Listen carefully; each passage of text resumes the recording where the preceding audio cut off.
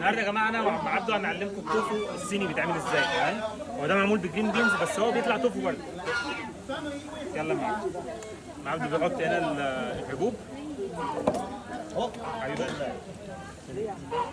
小心说了。还是有难度的。好，OK。等一下，豆少几颗就可以了。那很多人想要。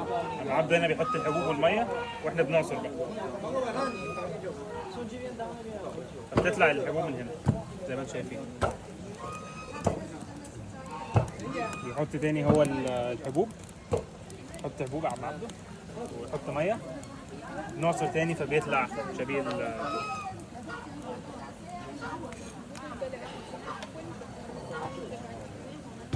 ده كده الناس اللي كانت بتسأل بيتعمل ازاي. شكرا يا عم عبده.